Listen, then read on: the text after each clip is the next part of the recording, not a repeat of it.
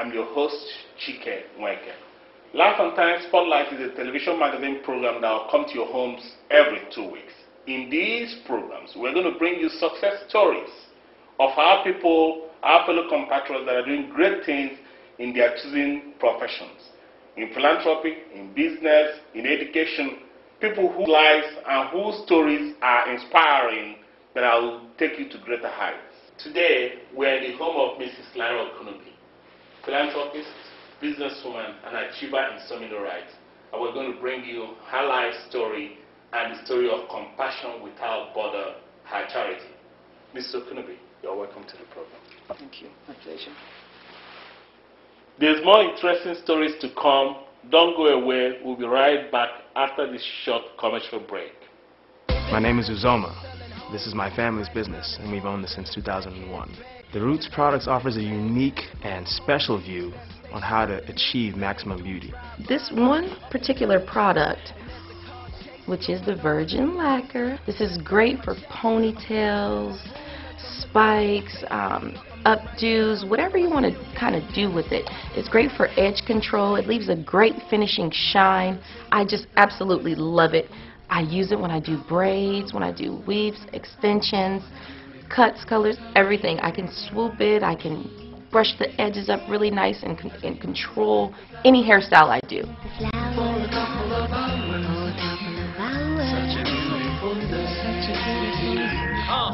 Now come on everybody, let's make something cool. We need a few more half-naked women up in the pool and hold a smack 10 that's all covered in jewels. And can you please put your ones closer to the 22s?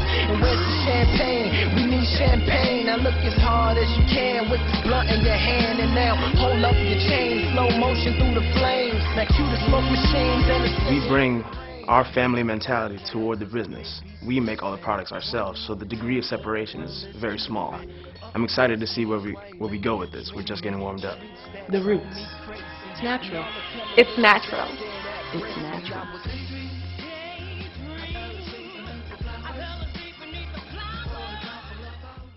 Mrs. Okunubi, tell me, where do you see Compassion Without Border 10, 20, 50 years from now? Currently, all of our children have adopted this project. They're doing well at it. It's almost like internship for them. But we are limited today with volunteering and funding. However, our 5-year strategic plan is to engage in activities with measurable outcomes and that is reproducible in different continents, particularly in Nigeria. We hope to provide skill set training that can translate into entrepreneurship. We hope to give people opportunity for education and for them to dream, because everybody have to live their dreams. You know, we hope to provide opportunity for them to connect with one another, develop relationship. We hope to do a lot of things, but this will come with collaboration with so many partners and funding sources. So we have to position ourselves in the places where we can accept grants and go from there. Well, it's a 5-year plan for now. Well, for now, we are open to any ideas, innovation. We're open to partnership.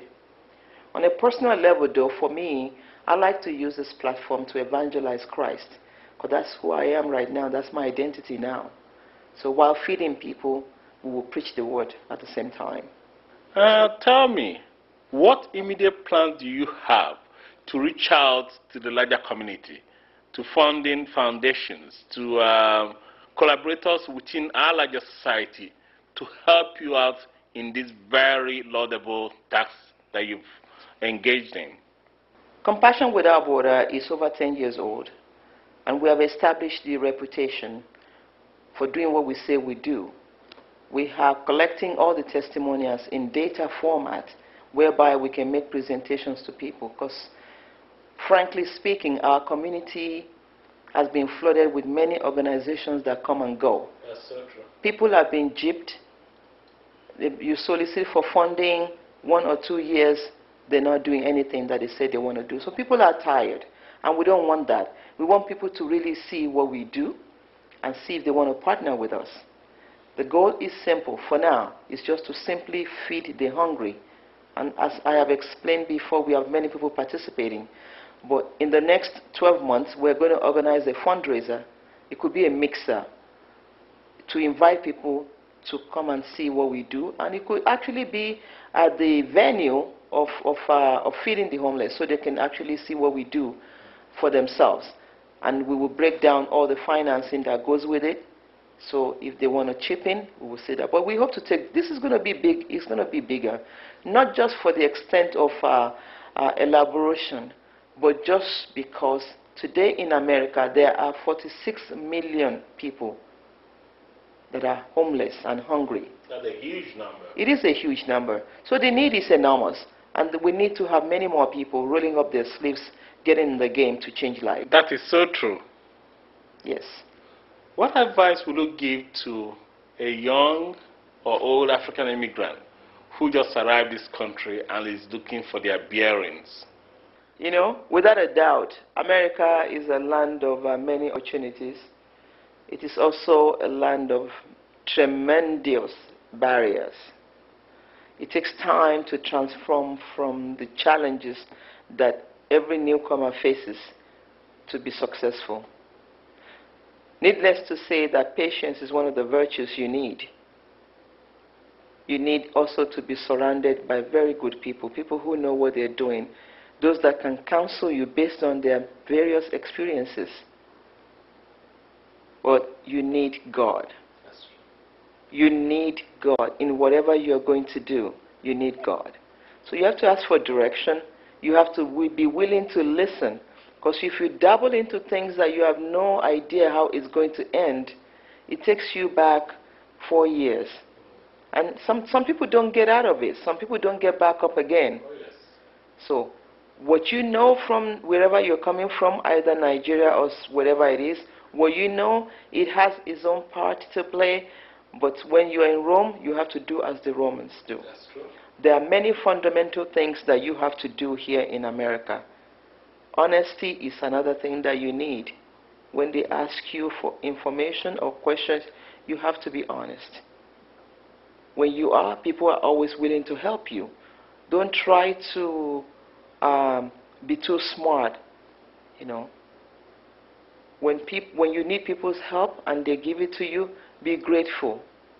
Always be grateful. Because everybody is struggling in some degree. There are many middlemen in our community. We don't have a lot of rich people, so to speak.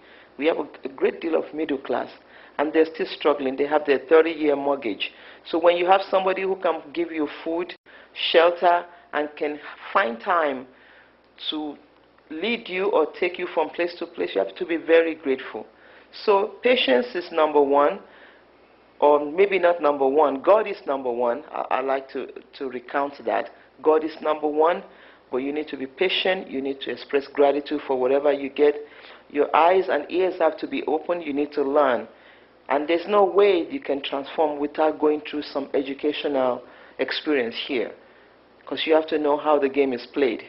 Your willingness to be able to adapt to what you are faced with is also key. You have to be able to adapt. A lot of people come and become security guards, and they have 2 degrees in America, but that's the subsistence at that moment. That is not their permanent destination, but they use that as a stepping stone to greater heights. To greater heights, you know, to retrain themselves, to educate themselves, to learn, you know, those hard ropes that are difficult to climb. Like they say, America is a major leveler. It's a major leveler, yes, it's a major leveler. And, you know, but at the end of it, at the end of the day, you would get somewhere if you're focused. You know, if you're not distracted, you will get somewhere. Everything has a plan. America is built on a major plan. You know, there are many things that if you do this, you will have that. If you do that, but it doesn't always work like that. It's not scientific. You know, you will have challenges. You can't say in the next 5 years, this is what I'll be. It's good to have a dream. It's good to have a goal. But you also have to be prepared and be flexible that if you're not able to accomplish it in 5 years, don't be discouraged. It may not necessarily be a 5-year plan. You may set out to be that, but it could be a 10-year plan. But will you still get there? Of course you will. Of course you will. So America is a great place to be. And for all the newcomers, plug yourself into a faith center, plug yourself or align yourself with good people, and work hard. You are still strong, vibrant, beautiful, and healthy. And by God's grace, you have a lot of years ahead of you. But when your work is done, how do you want Lara Okunubi to be remembered? I don't know about my work being done, you know. I want to be like Bill Gates. You retire from one job, you take on another one. The mission that I have in life, which is compassion without border, to help people, provide a source of hope, it can never be done to the last minute of my life, and I don't know when that will be. However, in terms of how I want people to remember me, you really don't have control over that. As far as I'm concerned, you are who you are.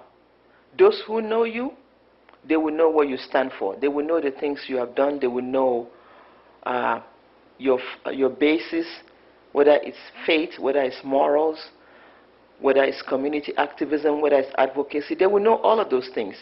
And they will remember you for those things. It is people who don't know you that will speculate. You know, they will tell stories, they will conjure stories, they will, you know, whatever it is that they cannot understand, they will make up the stories. My children certainly, they know me, they know who I am.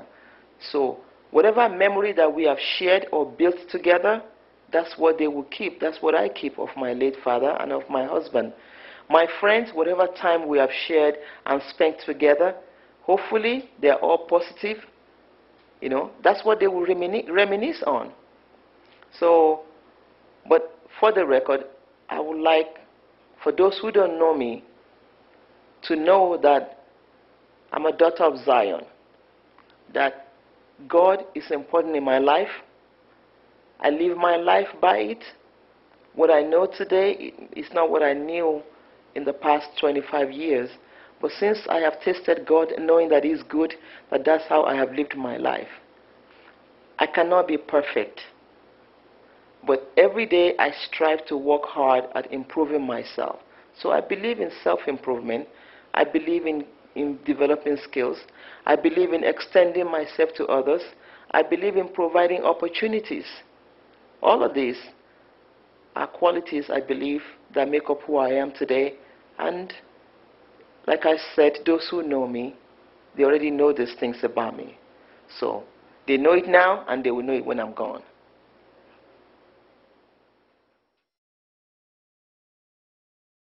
Welcome back to our show.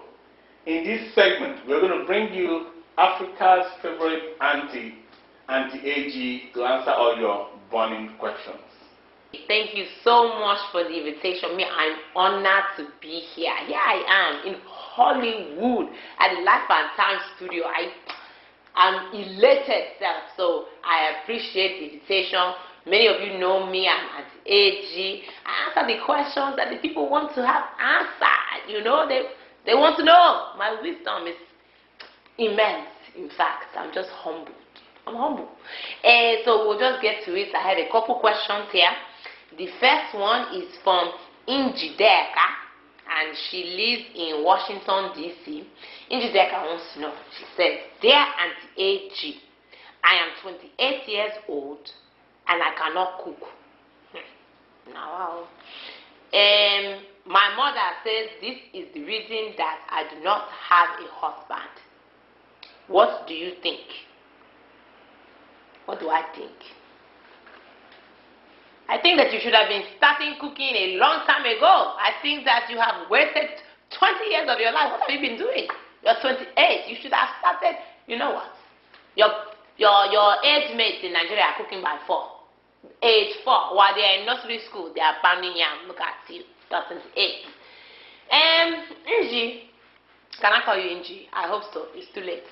Inji, I think that your mother may have a point in this situation, you know. Very few Nigerian men want to be with a woman that cannot cook. You know, I'm hearing things in the streets that nowadays there are these new age Niger boys that actually are the ones that are wearing the apron and they're entering kitchen, making a goosey soup while their wife is at work. Now, times have changed, because if that is the situation, you have locked out.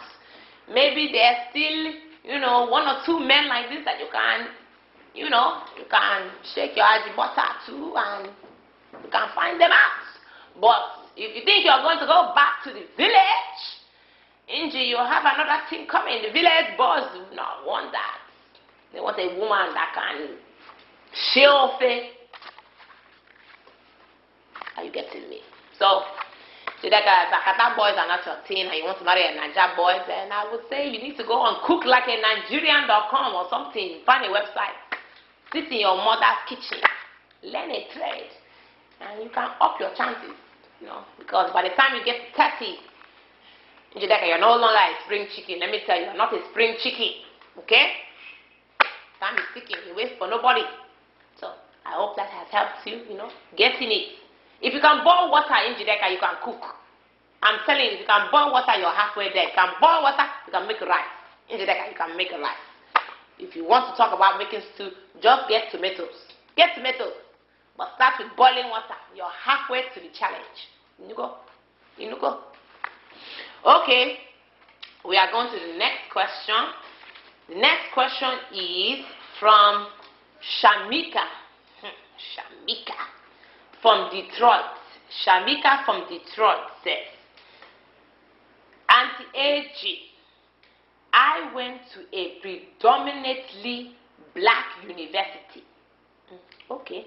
And I encountered several Africans while on campus. No problem. We are there.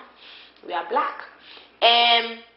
What I want to know is, why do you Africans think that you are better than African Americans? Us Africans, we think that we are better than everybody. Shamika, it's not just you people. We are better than everybody. In our minds, we are created to believe if it's an Asian man, we are better than him. Indian man, there's nothing that he can do that we cannot do better. Eh? So, you are not isolated. Don't think that you're any special. We spread our pride across the board. Okay, our final question is from Yemi from Maryland. Yemi asks, Dear Auntie AG, I am nearing the age of marriage, but I cannot seem to find a good Niger Yoruba girl to marry in the States. I am thinking of going back to Nigeria and getting somebody from back home. What do you think? I have 3 nieces that I can easily hook you up with. What are you running from, Yemi? You are maybe like these African boys who are like, they don't want the Americanized girls because they are too, I don't know what you say, they are too opinionated, they are too heady, they talk back.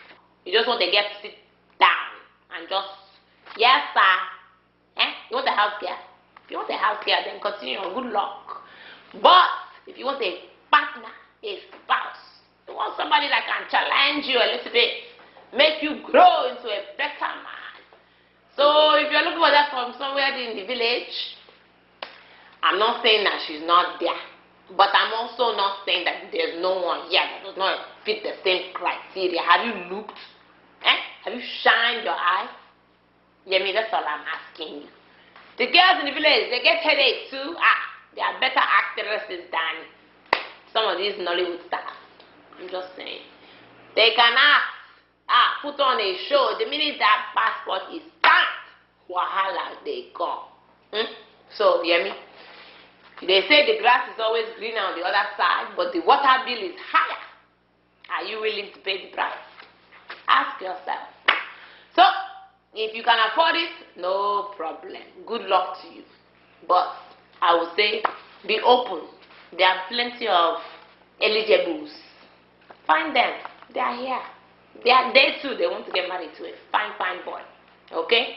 So, Yemi, call me and let me know how it goes, No problem. So that is it for today. Again, there is no question too difficult, too high, too low, too stupid. No, ask me anything. I'm your Auntie AG. Until next time, goodbye.